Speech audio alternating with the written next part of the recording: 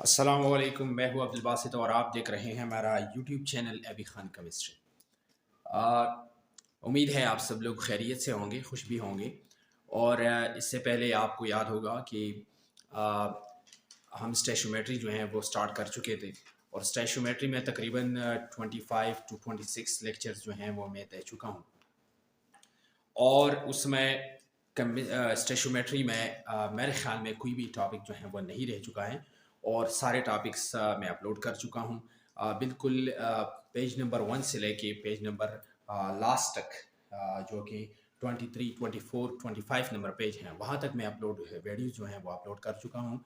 जो भी लेक्चर हो, मिसाल के तौर पर स्टेशोमेट्रिक टर्म्स है, उसके बाद मोल है, एवोगाड्रोस नंबर है, कैलकुलेशन है, मॉलिक्यूलर मास है, एम्पिरिकल फार्मूला मास है, और मोल मास कन्वर्जन है, या मास मास कन्वर्जन है, या मोल मोल कन्वर्जन है, और कंसंट्रेशंस के बारे में लेक्चर दे चुका हूँ, वॉल्यूम के बारे में, और वो सब फार्मूलाज जिसकी वजह से आप जो है क्वांटिटेटिव एनालिसिस कर सकते हैं, वो फार्मूलाज वाले लेक्चर जो हैं वो भी मैं अपलोड कर चुका हूँ। आज जो है स्टेशोमेट्री का चैप्टर जो है वो हम कवर कर चुके थे, और आज मैंने ये सेलेक्ट किया है कि मैं एक्सरसाइज करके दूंगा आपको। ये एक्सरसाइज से कुछ क्वेश्चन जो है मैं उठा के लाया हूँ, और ये वाले जो एमसीक्यूज हैं, सबसे पहले एक्सरसाइज में एमसीक्यूज होते हैं, और ये वाले एमसीक्यूज जो हैं ये एमडीकेट 2019 वाला जो एमडीकेट था, टेस्ट था, वहाँ पे ये एमसीक्यूज केमिस्ट्री से लिए गए थे। और इसमें बहुत सारे बच्चे जो हैं वो कंफ्यूज कर जाते हैं, और सिर्फ इसी वजह से कि उन्हें पता नहीं होता है और कि स्टेशोमेट्री क्या होता है और क्वालिटेटिव एनालिसिस क्या होता है, क्योंकि क्वालिटेटिव एनालिसिस और क्वांटिटेटिव एनालिसिस में बहुत ज़्यादा फ़र्क है। ये एमसीक्यूज जो है ये कुछ जो है, ये फर्स्ट वाला एमसीक्यू जो आप देखते हैं, qualitative analysis means what is dash of matter, ये वाला एमसीक्यू आया था 2019 वाले एमडीकेट में। ये वाला क्वेश्चन आया था 2019 MDCAT. A qualitative analysis means what is dash of matter. Quantitative analysis means what is dash of matter. And 3 number MCQs ये आया था, hydrogen bonds with chlorine to produce hydrogen chloride. The ratio of masses of reactants is, यहाँ पर ratio of masses of reactants आपसे मांगते हैं कि hydrogen और क्लोरीन का दोनों का आपस में रेशो क्या बनेगा अकॉर्डिंग टू मासेस। और फोर्थ वन एमसीक्यू ये आया था, the mass of 1 mole of electron is, 1 mole of electrons जो हैं उनके मास जो है वो कितना बनेगा। ये एमसीक्यूज हैं और ये आए थे 2019 के एमडीकेट। अब हल करने जा रहा हूँ क्वालिटेटिव एनालिसिस। क्वालिटेटिव एनालिसिस में हम सिर्फ और सिर्फ मैटर का कंपोजिशन जो है वो स्टडी करते हैं, या उसके बारे में जानते हैं, कंपोजिशन। तो यहाँ पर आएगा composition of the matter, composition of matter. और इसके बाद ये वाला जो है quantitative analysis means what is number of matter, यहां पर नंबर आएगा। उस एमसीक्यू में 4 पार्ट्स दिए गए थे और 4 पार्ट्स में क्वालिटी दिया गया था, नंबर दिया गया था, उसका मास दिया गया था, और नन ऑफ दीज वाला जो है ऑप्शन दिया गया था। लेकिन क्वालिटेटिव क्वांटिटेटिव एनालिसिस में हम नंबर ऑफ मैटर से रिलेट करेंगे, क्योंकि यहाँ पर quantity means, quantitative analysis means, यहाँ पर हम क्वालिटी नहीं देखते हैं, क्वांटिटी देखते हैं, मकदार देखते हैं मैटर का। अगर मैटर किसी चीज से बना हुआ होता है तो उस मैटर में कितने पार्टिकल्स है, कितने एटम्स है, कितने आयंस है, कितने चार्जेस है, कितने इलेक्ट्रॉन्स है, कितने प्रोटॉन्स है, कितने न्यूट्रॉन्स है। तो सिर्फ और सिर्फ क्वांटिटेटिव एनालिसिस में हमारा काम जो है वो नंबर से ही होगा, बाकी हमारा कंपोजिशन से या क्वालिटी से कोई ताल्लुक नहीं होगा क्वांटिटेटिव एनालिसिस में। 3 नंबर एमसीक्यू ये आया था, hydrogen bonds with chlorine to produce hydrogen chloride, the ratio of masses of reactants is. यहाँ पर आपसे हाइड्रोजन और क्लोरीन का रेशियो जो है उसके बारे में पूछा गया है कि हाइड्रोजन और क्लोरीन दोनों आपस में रिएक्शन करते हैं, और रिएक्शन से हाइड्रोजन क्लोराइड जो है वो बनता है। लेकिन ratio of masses of reactants जो है वो कितना होगा। अच्छा जी, आइए देखते हैं रेशियो ऑफ मासेस की तरफ की। यहाँ पर रिएक्शन इस तरह है, H2 प्लस Cl2, ये दोनों रिएक्शन कर जाते हैं और रिएक्शन से बनता है HCl। अब हमारा HCl से यहाँ पर काम नहीं है क्योंकि ratio of masses of reactants हमसे मांगता है। ठीक है जी, तो क्या करेंगे हम, यहाँ पर इसका जो मास है वो 2 है, क्योंकि एक का 1 है तो 2 हाइड्रोजन का 2 मास बनेगा। 2 प्लस 2 रेशो, और क्लोरीन का है 35.5। अगर 35.5 से हम मल्टीप्लाई करते हैं तो 35.5 मल्टीप्लाइड बाय 2, इससे बनेगा 71। इससे बनेगा 71। यहाँ पर ये रेशो, अगर ये वाला ऑप्शन है फिर भी सही है, और अगर ये वाला ऑप्शन नहीं है वहां पर तो फिर ये वाला जरूर होगा। ये 2 भी आप डिवाइड कीजिए तो इससे आएगा 1:35.5। ठीक है जी, तो ये वाला रेशो है हाइड्रोजन और क्लोरीन का आपस में इस रिएक्शन में। Hydrogen bonds with chlorine to produce HCl. Ratio of masses of reactants is 1:35. ये वाला ऑप्शन जो है वो सही होगा। इसके बाद फोर्थ वन है, the mass of 1 mole of electron is 1 mole of electron है हमारे पास, और पूछता है इस क्वेश्चन में कि मास ऑफ 1 मोल ऑफ इलेक्ट्रॉन जो है वो कितना होगा। अच्छा जी, आते हैं मास ऑफ द इलेक्ट्रॉन की तरफ। Mass of 1 mole of electrons, 1 mole of electron is equal to how much. अच्छा, सबसे पहले mass of electrons, 1 mole of electron is equal to कितना है, 1 मोल है। 1 मोल है, नंबर ऑफ पार्टिकल्स कितने होंगे, 1 मोल of electron multiplied by mass of the electron. Mass of the electrons is equal to, total mass is equal to 1 mole. 1 mole में कितने particles हैं, 6.023 into 10 power 23 particles हैं।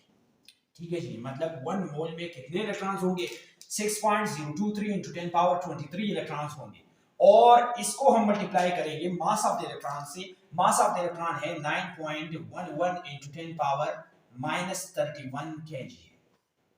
ठीक है, सबसे पहले kg से आपने इसको ग्राम में कन्वर्ट करना है, या ग्राम में आप कन्वर्ट करते हैं तो इसे आएगा mass of the electron is equal to 6.023 into 10 power 23 multiplied by 9.11 into 10 power -27 grams आएगा।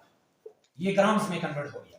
इसके बाद क्या करेंगे, दोनों को मल्टीप्लाई करेंगे, और दोनों को जब हम मल्टीप्लाई करते हैं तो इससे आएगा 54.86 आएगा। इससे आएगा mass of the electron is equal to 54.86। इन दोनों को जब हम मल्टीप्लाई करते हैं, 6.023 और 9.11 को मल्टीप्लाई करते हैं, इससे आएगा 54.86। ठीक है जी, इसके बाद क्या करते हैं, 10 पावर 23 है, ये -27 है, इससे आएगा -4 ग्राम। अब ये भी ठीक है, ये आंसर भी ठीक है, अगर ऑप्शन में मौजूद है तो ये भी ठीक है, लेकिन वहां पर कुछ और किस्म के ऑप्शंस दिए गए थे। ए नंबर एमसीक्यू दिया गया था 55 ग्राम्स, बी नंबर एमसीक्यू दिया गया था 5.5 मिलीग्राम, सी नंबर ऑप्शन दिया गया था 55 kg, और डी नंबर ऑप्शन दिया गया था 550 सेंटीग्राम। ये सेंटीग्राम, सॉरी सेंटीग्राम, या मिलीग्राम भी आएगा, मिलीग्राम, ये सेंटीग्राम। ये ऑप्शंस दिए गए थे। अब इस ऑप्शन के हवाले से इसके ऑप्शन के मुताबिक हमने इस वैल्यू को कन्वर्ट करना है, जो भी सही आएगा वो सही होगा। हम अगर इसको देखते हैं तो ये इससे नहीं आ सकता है, ठीक है जी, इसको देखते हैं तो ये भी नहीं आ सकता है, और इसको देखते हैं तो ये भी नहीं आ सकता है, ठीक है जी। तो क्या करेंगे, बी नंबर ऑप्शन के साथ ये कंपैरिजन करेंगे। तो मास ऑफ द इलेक्ट्रॉन यहां पर होगा, mass of the electrons is equal to, ये है 54.86, इससे राउंड ऑफ करके इससे बनेगा 55 मल्टीप्लाइड बाय 10 पावर -4 है, मल्टीप्लाइड बाय 10 पावर -4, इसको मैं यू लिखता हूं 10 पावर -1 10 पावर -3 ग्राम लिखता हूं। और फिर mass of the electrons is equal to 55, ये आएगा 5.5। ठीक है जी, इसको खत्म करता हूं 10 पावर -1 को, ये आएगा 55.5 और ये आएगा मिली, 10 पावर -3 जो है ये मिली का बराबर है और ये आएगा 5.5 मिलीग्राम। तो ये हो गया option number B. Option number B 5.5 milligram. इससे ऐसा भी आ सकता है, अगर एमसीक्यू में मौजूद है या ऑप्शन में मौजूद है, mass of the electrons is equal to 55 into 10 power -2, तो -2 पे आएगा सेंटीग्राम। ये भी आ सकता है, ये भी आ सकता है, लेकिन यहाँ पर ऑप्शंस में 5.5 मिलीग्राम है, तो ये वाला सही है और ये वाला फिर नहीं चलेगा। ठीक है जी, तो ये मास ऑफ द इलेक्ट्रॉन्स ऑफ 1 मोल हो गई 5.5 मिलीग्राम। ये ऐसे एमसीक्यूज जो है आ सकते हैं एमडीकेट वाले टेस्ट में। और अगर हमने एमडीकेट का जो भी एमसीक्यू हो और स्टेशियोमेट्री से ताल्लुक रखता हो, तो हमने किसी भी फार्मूले के तहत करना है। और ये फार्मूला मैंने निकाला है वो नंबर ऑफ मोल्स वाले से। Number of moles is equal to number of particles divide by Avogadro's number. उस फार्मूले से मैंने ये हल कर दिया। तो बहुत सारे फार्मूलेज जो हैं वो उस लिहाज से मैंने एक वीडियो जो है वो अपलोड कर चुका हूँ और उसमें सब फार्मूले मौजूद हैं जो आपके लिए एमडीकेट के एमसीक्यूज हल करने के लिए चाहिए, वो मैं अपलोड कर चुका हूँ। इसके बाद एक्सरसाइज में आप जब चैप्टर कवर कर लेते हैं या कंप्लीट कर जाते हैं, तो कंप्लीशन के बाद ये वाला एक्सरसाइज जो है ये आपको मिलेगा बुक में, जो आपका टेक्स्ट बुक है, केपीके का टेक्स्ट बुक है, text book of chemistry grade 11th, और ये फर्स्ट चैप्टर है, चैप्टर नंबर 1 स्टेशियोमेट्री। ये उसका एक्सरसाइज है। उस एक्सरसाइज में एमसीक्यूज हैं, लेकिन ये वाला एमसीक्यू जो है ये बहुत सिंपल है, बहुत आसान है। ये आपके पेपर में एनुअल एग्जाम जो आपका होता है फर्स्ट ईयर का, उसमें चलता है, लेकिन ये वाले एमसीक्यूज जो हैं ये एमडीकेट में बहुत कम आते हैं, ये बहुत ईजी है। ठीक है जी, मिसाल के तौर पर यहाँ पर दिया गया है the mass of an atom compared with the mass of one atom of carbon is called relative atomic mass, इसको हम कहते हैं। Which of the following is not true for a mole? It is a counting unit, not true for a mole. It is the gram atomic or gram formula mass of a substance, ये भी सही है। It contains 6.023 into 10 power 23 particles, ये भी सही है। और D number option दिया गया है it contains different number of particles for different substances, तो ये गलत है, क्योंकि 1 mole of any substance में 6.023 into 10 power 23 particles ही होते हैं। तो ये डिफरेंट पार्ट सब्सटेंसेस के लिए है, सेम रेशो है या सेम नंबर है। अच्छा जी, इसके बाद 3 नंबर है what is the mass of 5 moles of water. ये बहुत सिंपल है और ये एमडीकेट के लिए नहीं है, ये आपके जो एनुअल एग्जाम होते हैं उस एनुअल एग्जाम में इस तरह के एमसीक्यूज आते हैं, जो कि यहाँ पर दिया गया है what is the mass of 5 moles of water is 2। MDCAT में आपको ऐसे एमसीक्यूज मिलेंगे, ऐसे एमसीक्यूज, और ये आपको बुक में बहुत कम मिलते हैं। इसके बाद 4 number the number of molecules in 22 gram of carbon dioxide is, ये भी बहुत सिंपल है, number of moles is equal to number of particles divide by Avogadro number, वो वाला फार्मूला इससे ये हल हो जाता है। 5 number what will be the values of temperature and pressure at standard condition STP. तो स्टैंडर्ड टेंपरेचर एंड प्रेशर जो है वो 273 केल्विन 760 mm ऑफ Hg है, या अगर 760 mm ऑफ Hg के बजाय 1 atm आता है तो फिर भी ठीक है। The molar volume of sulfur dioxide gas at STP is 22.4 decimeter cube। ये तो कांस्टेंट है।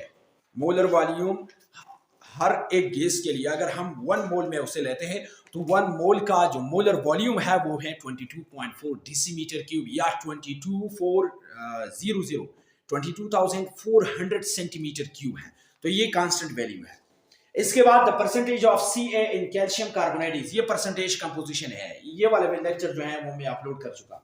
Given the question 9 number a limiting reactant is 1। Limiting और एक्सेस रिएजेंट, इसके बारे में तफसील से मैं लेक्चर दे चुका हूं। अगर आपको कोई मसला हो वो वाला लेक्चर आपको देखना पड़ेगा। बी नंबर ए नंबर है a limiting reactant is 1 which is present in maximum amount which produces minimum number of moles of product which produces maximum number of moles of product does not affect the amount of product। ये तो गलत है, क्योंकि amount of product को depend करता है, इस पे इंहिसार करता है। लिमिटिंग रिएक्टेंट, इसका डेफिनेशन ये है वो वाला रिएक्टेंट या वो वाला रिएजेंट जो हमें प्रोडक्ट का सबसे कम नंबर ऑफ मोल्स दे दे, उस रिएक्टेंट का या उस रिएजेंट को हम कहेंगे लिमिटिंग रिएजेंट। 10 नंबर है efficiency of a chemical reaction can be checked by calculating percentage yield. Percentage yield जो है ये हम सिर्फ और सिर्फ इसलिए करते हैं कि हमें एफिशिएंसी ऑफ द रिएक्शन मिल जाए। इसके बाद 11 है actual yield will reach the ideal value if the 100% yield of the reaction is, if percent yield of the reaction is 100%. 12th number है the maximum number of moles of are present in, maximum number of moles are present in। तो ये देखें ए number MCQ है 11.2 decimetre cube of H2 gas at STP 44.8। ये सबसे पहले आपने number of moles में कन्वर्ट करना है। ए को भी नंबर ऑफ मोल्स में कन्वर्ट करना है, बी को भी नंबर ऑफ मोल्स में कन्वर्ट करना है, सी को भी और डी को भी। जिससे ज्यादा नंबर ऑफ मोल्स आ जाए वो होगा आपका ऑप्शन, और ये है सी नंबर ऑप्शन जो है सही है। 67.2 decimetre cube of CO2 gas at STP 22.4 से आपने डिवाइड करना है, और जब आप डिवाइड करेंगे तो इससे ज्यादा नंबर ऑफ मोल्स आएंगे, और जब ज्यादा मोल्स आते हैं तो इसका मतलब ये है कि ये क्वेश्चन भी ऐसा है maximum number of moles are present in, तो आपने डिवाइड करना है इसे मोलर वॉल्यूम से 22.4 से डिवाइड करना है, तो इससे आपको मिल जाएगा आपका आंसर। शॉर्ट क्वेश्चंस है फिर व्हाट इज 1 नंबर है व्हाट इज ग्राम एटम। ये एनुअल एग्जाम की आपका जो पेपर होता है और सेक्शन बी होता है, उस सेक्शन बी में शॉर्ट क्वेश्चन जो हैं वो आते हैं, और इससे मेरे ख्याल में ये जो इंपॉर्टेंट है इसमें इंपॉर्टेंट है ये वाला why the actual yield is always less than the theoretical yield of a reaction. क्यों एक्चुअल यील्ड जो है वो हमेशा से थ्योरेटिकल यील्ड से कम होता है। तो ये इसमें इसके बारे में मैं ये वाला क्वेश्चन जो है ये हल कर चुका हूँ, और एक्चुअल यील्ड और थ्योरेटिकल यील्ड के बारे में फुल लेक्चर है, वो कंप्लीट लेक्चर आपने देखना है। 5 number can you make the distinction between limiting and excess reagent. Excess और लिमिटिंग रिएजेंट में आपने फर्क करना है, फर्क वाज़ेह करना है, तो ये भी लिमिटिंग और एक्सेस रिएजेंट वाले टॉपिक में आपको मिल जाएगा। अच्छा जी, इसमें इंपॉर्टेंट जो है वो 2 क्वेश्चंस हैं। 4 number why the actual yield is always less than the theoretical yield of reaction, और 5 है can you make the distinction between limiting and excess reagent. अब इसके बाद है न्यूमेरिकल क्वेश्चंस वाला पोर्शन, और फर्स्ट ईयर की केमिस्ट्री में फर्स्ट ईयर एनुअल एग्जाम जो आपका होता है उसमें केमिस्ट्री का पेपर कुछ यूं होता है।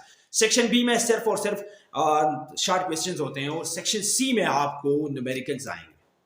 वो न्यूमेरिकल्स इसमें क्वेश्चन में ए बी पार्ट होते हैं, A B parts. A part जो है वो आपको कोई टॉपिक देगा कि इसके बारे में डिस्क्राइब कीजिए, मिसाल के तौर पर describe limiting access reagent in detail, ये वाला क्वेश्चन आ सकता है, या define and explain mole and Avogadro's number, वो वाला क्वेश्चन आपने करना है। और बी वाला पार्ट जो है वो न्यूमेरिकल होता है।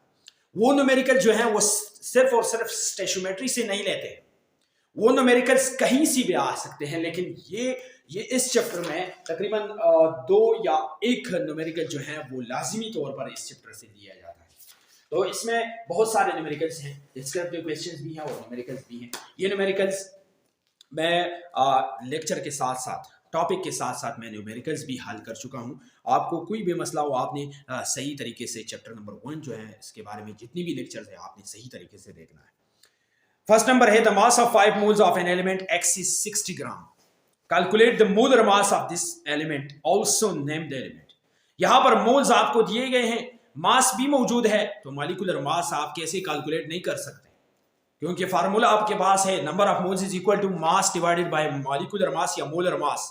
उससे आपने सीधा आपने सिर्फ और सिर्फ चेंज करना है, फार्मूले को थोड़ा सा चेंज करना है। किस तरीके से, इस तरह mass number of moles is equal to mass divided by molar mass है, और आपने इसको इस तरह molar mass is equal to mass divided by number of moles, ये वाला फार्मूला आपने अप्लाई करना है। और जब आप अप्लाई करते हैं तो इससे आएगा 12, और 12 जो है वो है कार्बन का एटॉमिक मास। लिहाजा आपने इसके मॉलिक्यूलर मास की आइडेंटिफिकेशन के बाद आपने नेम ऑफ द एलिमेंट भी लिखना है, तो यहां पर एलिमेंट है कार्बन।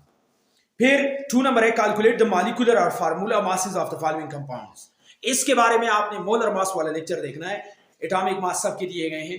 ए number C2H5OH, B Al2O3, C K2Cr2O7। ये कुछ इसमें फार्मूला यूनिट्स है, कोवेलेंट कंपाउंड्स हैं।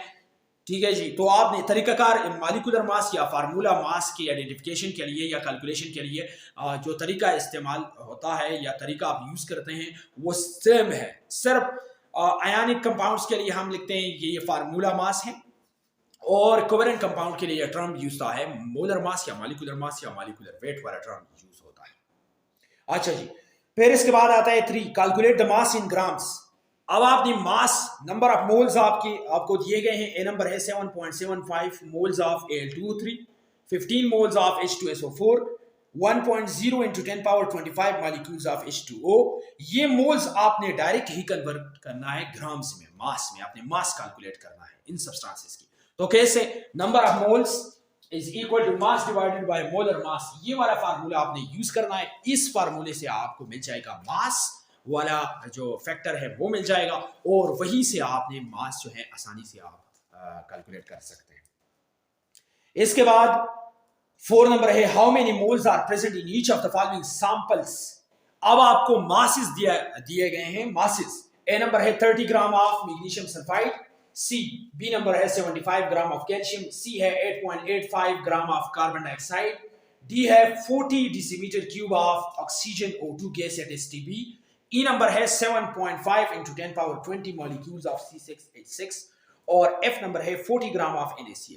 इन तमाम में आपको मासेस दिए गए हैं, मासेस कि ये मास है, इन सब्सटेंसेस का ये मास है। आपको मास का वैल्यू जो है वो दिया गया है। आपने इन मासेस को नंबर ऑफ मोल्स में कन्वर्ट करना है, और उसके लिए भी आपने ये वाला फार्मूला जो है ये डायरेक्ट यूज करना है।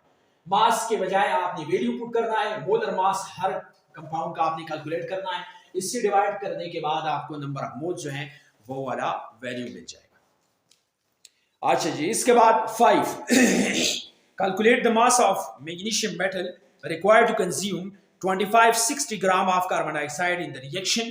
Atomic mass of carbon 12, carbon is 12, magnesium is 24, oxygen is 16.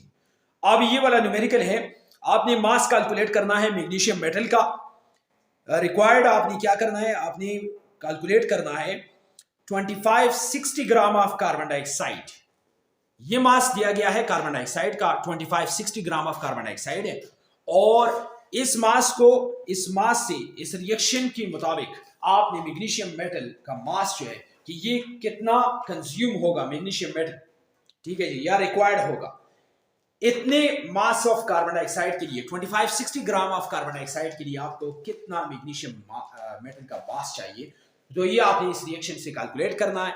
ये हो गया फिर मास कन्वर्जन है। मास कन्वर्जन ये वाला लेक्चर जो है वो मैं अपलोड कर चुका हूं कि आपको एक चीज का मास दिया हुआ होगा, और उससे आपने मास ऑफ अनदर सब्सटेंस जो है वो कैलकुलेट करना है। तो ये वाला लेक्चर मैं अपलोड कर चुका हूं। आप वो वाला लेक्चर मतलब लेक्चर नंबर 33 है आई थिंक, वो आपको देखना पड़ेगा।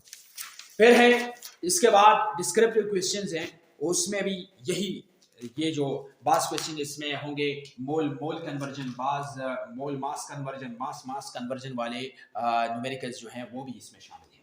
लेकिन ये वाला क्वेश्चन आप देखिए, ऐसी क्वेश्चन जो है आपको पेपर में मिलेंगे जी। हो गया? ठीक है जी, दिखाइए।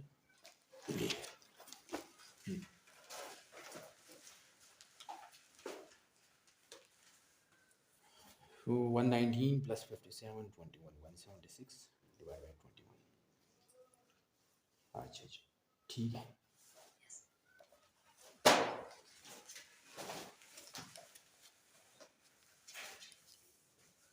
इसका आंसर आपने नहीं लिखा है। दोनों को आपने ऐड करना है। इसके एडिशन से क्या आएगा? 4 4 3 आएगा। 344 डिवाइड बाई 6 ऐसा आएगा। ये आपने ऐड करना है। ठीक है, चलो जी। अच्छा जी, सॉरी आपको इंतजार करना पड़ा, इसके लिए सॉरी। ये वाले क्वेश्चन है, ये आपको पेपर में आएंगे। पेपर में जो सेक्शन सी होता है उसमें आपको बहुत ज्यादा ऐसे क्वेश्चन मिलेंगे। 3 number, when steam is pass through red hot carbon, a mixture of H2 and CO gas called water gas is form. इसको वाटर गैस कहते हैं। हाइड्रोजन गैस और साथ में कार्बन मोनोऑक्साइड, जब ये दोनों एक साथ होते हैं उसको हम कहते हैं वाटर गैस। ये वाटर केस है, ये वाला रिएक्शन दिया गया है आपको, बैलेंस केमिकल इक्वेशन है। ए नंबर सवाल आपसे पूछता है what is the limiting reagent if 24.5 gram of carbon is mixed with 1.89 moles of water vapour. तो इसके लिए आपने, अगर आपने ऐसे इस तरह के एमसीक्यूज जो है वो आपने हल करने हैं, तो उसके लिए मैंने आपको ट्रिक्स बताई है, लेकिन यहां पर ट्रिक्स नहीं चलेंगे। अगर पेपर में आपने क्वेश्चन हल करना है तो पेपर में आपने हर एक स्टेप को वाज़ेह करना है और लिखना है कि इस तरीके से ये वाला आंसर आएगा। ठीक है जी। तो अगर एमसीक्यू इस हवाले से आते हैं लिमिटिंग और एक्सेस रिएजेंट से, तो फिर आपने वो ट्रिक्स यूज करने हैं। और अगर एमसीक्यू नहीं है, क्वेश्चन है पेपर में और पेपर आपने हल करना है, पेपर वाला क्वेश्चन हो, तो फिर आपने सही तरीके से जो है आंसर देना है, इसको एक्सप्लेन करना है, इसको वो जो 3 पोर्शंस होते हैं न्यूमेरिकल के लिए, गिवन, रिक्वायर्ड और सॉल्यूशन, ये तीनों तरीके आपने यूज करने हैं।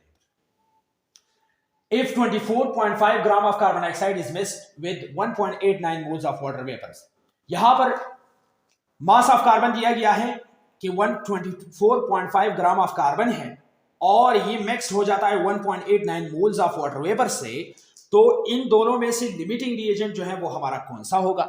ठीक है जी। आपने दोनों को कैलकुलेट करना है, नंबर ऑफ मोल्स में कन्वर्ट करना है, फिर इसको प्रोडक्ट से कंपेयर करना है और जो भी minimum number of moles of product देगा वही हमारा लिमिटिंग रिएजेंट होगा। यहां पर दिया गया है water is the limiting reagent. B number, calculate the amount in grams of the excess reagent, और फिर इसके बाद जो भी रिएजेंट जो है वो एक्सेस में होगा तो थोड़ा सा पोर्शन जो है वो उसका प्रोडक्ट में चला जाएगा और बाकी अनरिएक्टेड जो है वो बाकी रहेगा। ठीक है जी। अनरिएक्टेड वो सोल्यूशन में होगा, मिक्सचर में होगा, वो आपने कैलकुलेट करना है कि कितने अमाउंट में जो है एक्सेस रिएजेंट जो है वो बाकी रह गया है, तो वो आपने कैलकुलेट करना है मास में, क्योंकि मास में ही आपसे मांगा है कि एक्सेस रिएजेंट जो कि अनरिएक्टेड है, लेफ्ट अनरिएक्टेड, तो आपने इसका जो क्वांटिटी मालूम करना है वो आपने ग्राम्स में ही कैलकुलेट करना है। अच्छा जी। इसके बाद 4 नंबर है कैलकुलेट द परसेंटेज यील्ड। अब परसेंटेज यील्ड के बारे में क्वेश्चन है। ठीक है जी। फिर बी नंबर है the percentage yield of the following reaction is 85%। इसका 85% परसेंटेज यील्ड है। आपने क्या करना है, how many grams of AlCl3 will be actually obtained from 100 gram of aluminium metal. Aluminium metal का 100 ग्राम आप मास दिया गया है और आपको कहता है कि एल्यूमिनियम क्लोराइड जो है वो कितना बनेगा। ठीक है जी। तो इस तरीके के क्वेश्चंस जो हैं वो आपको पेपर में मिलेंगे। बहुत आपने ये बात याद रखना है कि जो टीचर होता है ना, जो पेपर बनाते हैं वो लोग जो बोर्ड में होते हैं और पेपर्स आपके एनुअल एग्जाम के लिए जो है प्रिपेयर करते हैं, बनाते हैं, वो आपको मतलब कंसेप्चुअल क्वेश्चन जो है वो आपको बहुत ज़्यादा देंगे। मतलब ऐसे क्वेश्चन नहीं है कि वो बहुत लॉन्ग क्वेश्चन हो, लॉन्ग क्वेश्चन नहीं, आपको कंसेप्चुअल क्वेश्चन जो है वो आपको पेपर में आएंगे। और उसका मतलब ये होता है कि ये स्टूडेंट जो है चीटिंग करता है या चीटिंग के बजाय अपने दिमाग को, अपने जहन को इस्तेमाल करके ये क्वेश्चन या ये पेपर जो है वो हल करता है। तो आपने ये याद रखना है कि आपने सबसे पहले केमिस्ट्री और फिजिक्स, ये दोनों ऐसे सब्जेक्ट्स हैं, इसमें आपका कॉन्सेप्ट चलेगा। कॉन्सेप्ट के अलावा आपको वहाँ पर कोई भी जो है, हम कहते हैं ना कि हशर के मैदान में आपको कोई जो है वो आपका मदद नहीं कर सकता है सिवाय अल्लाह की। ठीक है जी। तो ये है कि पेपर जब आप एग्ज़ाम देते हैं और सेंटर में जाते हैं, वहाँ पर बैठ जाते हैं, ठीक है जी, तो वहाँ पर आपको सिर्फ और सिर्फ आपका जो कॉन्सेप्ट है वो आपको आपका मदद करेगा कि किस तरीके से क्वेश्चंस को हल करने हैं। आपने बिल्कुल मतलब क्या है, हम कहते हैं ना कि आपने आराम से करना है हर कोई चीज़, जो अलग क्वेश्चन हो और आप हल करते हैं, जो भी क्वेश्चन आप हल करते हैं, सबसे पहले आपने सोचना है कि किस तरीके से मैं ये हल करूँगा, कौन सा वाला आसान तरीका है, कौन सा वाला इस पेपर के लिए चाहिए, कौन सा वाला MCQ के लिए चाहिए। तो सबसे पहले आपने क्वेश्चन को सही तरीके से पढ़ना है, सही तरीके से इसके बारे में सोचना है। तो ये था हमारा आज का टॉपिक और इससे हमारा स्टैचोमेट्री वाला चैप्टर जो है वो कंप्लीट हो गया। Thank you so much and best of luck till the next lecture.